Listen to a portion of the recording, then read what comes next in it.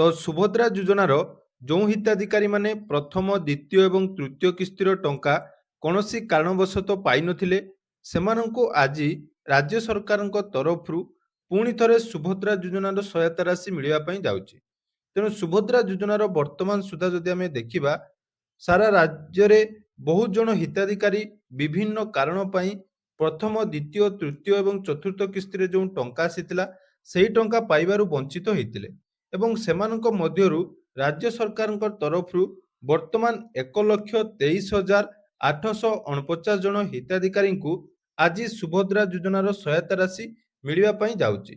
ତେଣୁ ବର୍ତ୍ତମାନର ଯେଉଁ ସୂଚନା ରହିଛି ସେହି ଆଧାରରେ ଆଜି ଯେଉଁ ଟଙ୍କା ଆପଣମାନଙ୍କୁ ମିଳିବ ଏଥିରେ କେତେ ଜଣ ହିତାଧିକାରୀ ଟଙ୍କା ପାଇବେ ଏବଂ ଆପଣମାନେ ଆଜି ଯଦି ସୁଭଦ୍ରା ଯୋଜନାର ପୂର୍ବରୁ କୌଣସି କିସ୍ତିର ଟଙ୍କା ପାଇନଥିଲେ ତାହେଲେ ଆପଣମାନଙ୍କୁ ଟଙ୍କା ମିଳିବ କି ନାହିଁ ଆସନ୍ତୁ ସେ ବିଷୟରେ ଆଉ କିଛି ଇମ୍ପୋର୍ଟାଣ୍ଟ ଅପଡେଟ୍ ଜାଣିବା।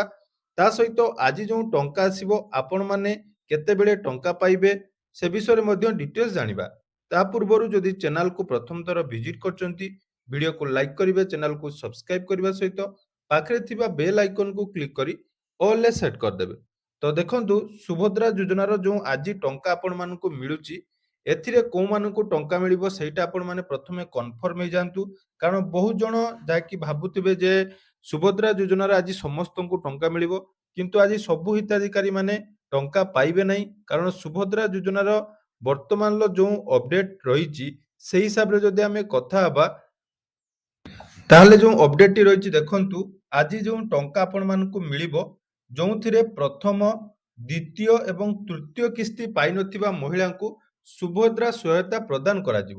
ତେଣୁ ଏଇ ଯେଉଁ ପ୍ରଥମ ଦ୍ୱିତୀୟ ଏବଂ ତୃତୀୟ କିସ୍ତି କୋଉମାନେ ପାଇନାହାନ୍ତି ଯଦି କୌଣସି କାରଣରୁ ଆପଣମାନଙ୍କର ପ୍ରଥମ ଦ୍ୱିତୀୟ ତୃତୀୟ କିସ୍ତିରେ ରିଜେକ୍ଟ ହେଲା ପରେ ଆପଣମାନେ ଗ୍ରିଭେନ୍ସ ଦେଇଛନ୍ତି ଏବଂ ଗ୍ରିଭେନ୍ସ ଆପଣମାନଙ୍କର ଏପ୍ରୁଭ ହେଇଛି। ମନେ ରଖନ୍ତୁ ଯେଉଁମାନେ ପ୍ରଥମ ଦ୍ୱିତୀୟ ଏବଂ ତୃତୀୟ କିସ୍ତିର ଟଙ୍କା ପାଇନଥିଲେ କିନ୍ତୁ ପାଇବା ପାଇଁ ଯୋଗ୍ୟ ଥାଇ ମଧ୍ୟ ତାଙ୍କର ଅଣ୍ଡର ପ୍ରୋସେସ ଥିଲା କିମ୍ବା ଆପଣମାନଙ୍କର ସୁଭଦ୍ରାର ରିଜେକ୍ଟ ହେଇଥିଲା ବର୍ତ୍ତମାନ ସେମାନେ ଗ୍ରିଭେନ୍ସ ଦେଇଛନ୍ତି ଏବଂ ଆପଣମାନଙ୍କର ଗ୍ରିଭେନ୍ସ ଏପ୍ରୁଭାଲ ହେଇଛି ତାହେଲେ ସେହି ହିତାଧିକାରୀଙ୍କ ମଧ୍ୟରୁ ବର୍ତ୍ତମାନ 1,23,849 ଜଣ ହିତାଧିକାରୀ ଟଙ୍କା ପାଇବେ ଏବଂ ମହିଳାମାନଙ୍କ ବ୍ୟାଙ୍କ ଆକାଉଣ୍ଟକୁ ସିଧାସଳଖ 61 କୋଟିରୁ ଉର୍ଦ୍ଧ୍ୱ ଟଙ୍କା ଆଜି ପ୍ରଦାନ କରାଯିବ।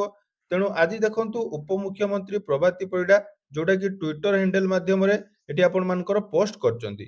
ତେଣୁ ଆପଣମାନେ କନଫ୍ୟୁଜନ ନିହାତି ଥିବେ କାରଣ ବର୍ତ୍ତମାନ ସୁଦ୍ଧା ସୁଭଦ୍ରା ଯୋଜନାରେ ଯେ କୋଉମାନଙ୍କୁ କନଫର୍ମ ମିଳିବ ତାର କୌଣସି ଗ୍ୟାରେଣ୍ଟି ନାହିଁ, କାରଣ ଏଠି ମେନସନ ମଧ୍ୟ କରାଯାଇ ନାହିଁ ଯେ ଆମର ଚତୁର୍ଥ କିସ୍ତିରେ ଯେଉଁମାନେ ଟଙ୍କା ପାଇନଥିଲେ ସେମାନଙ୍କୁ ମିଳିବ କି ନାହିଁ। ଦେଖନ୍ତୁ ଚତୁର୍ଥ କିସ୍ତି ଯୋଉଟାକି ମାର୍ଚ୍ଚ 8 ତାରିଖରେ ଆସିଥିଲା ସେଥିରେ ଯେଉଁମାନେ ଟଙ୍କା ପାଇନଥିଲେ ସେମାନଙ୍କୁ ଟଙ୍କା ମିଳିବ କି ନାହିଁ ଏଠି ତ ଟୋଟାଲି ମେନସନ କରାଯାଏ ନାହିଁ, କିନ୍ତୁ ଆପଣମାନେ ମନେ ରଖନ୍ତୁ ଯେ ସୁଭଦ୍ରା ଯୋଜନାରେ ଟଙ୍କା ମିଳିବାଟା ଆପଣମାନଙ୍କର ଭାଗ୍ୟର କଥା, କାରଣ ଏଠି କୌଣସି ସିଷ୍ଟମେଟିକ ଆପଣମାନଙ୍କୁ ଟଙ୍କା ଦିଆଯାଇ ନଥାଏ। ଆପଣମାନଙ୍କର ଯଦି ଅଣ୍ଡର ପ୍ରୋସେସ ଅଛି ଏବଂ ଆପଣମାନଙ୍କର ଏପ୍ରୁଭ ଶୋ କରୁଛି କିନ୍ତୁ ଟଙ୍କା ଆକାଉଣ୍ଟକୁ ଆସିନାହିଁ ସେହି କ୍ଷେତ୍ରରେ ଯାଇ ଟଙ୍କା ମିଳିବ।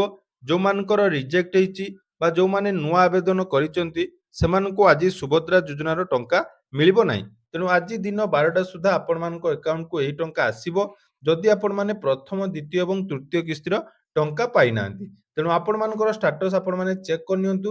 ଷ୍ଟାଟସ ଚେକ୍ କଲା ପରେ ଯଦି ଫାର୍ଷ୍ଟ ସେକେଣ୍ଡ ଏବଂ ଥାର୍ଡ କିସ୍ତିରେ କୌଣସି କାରଣରୁ ଆପଣଙ୍କ ଟଙ୍କା ପେଣ୍ଡିଂ ଥିଲା ବା ଆପଣମାନେ ଗ୍ରିଭେନ୍ସ ଦେଇଛନ୍ତି ଗ୍ରିଭେନ୍ସ ବର୍ତ୍ତମାନ ଏପ୍ରୁଭ ହେଇଯାଇଛି ତାହେଲେ ସେ କ୍ଷେତ୍ରରେ ଆପଣମାନେ ଟଙ୍କା ପାଇବେ, ନହେଲେ ଅନ୍ୟ ହିତାଧିକାରୀଙ୍କୁ ଟଙ୍କା ମିଳିବ ନାହିଁ। ତେଣୁ ଯେତେବେଳେ ଟଙ୍କା ଆସିବ ସେ ବିଷୟରେ ମୁଁ ଡିଟେଲ୍ସ ଅପଡେଟ୍ ଆପଣମାନଙ୍କୁ ଏହି ଚ୍ୟାନେଲ ମାଧ୍ୟମରେ ପ୍ରଦାନ କରିବି। ତେଣୁ ଚ୍ୟାନେଲକୁ ସବସ୍କ୍ରାଇବ କରିଦିଅନ୍ତୁ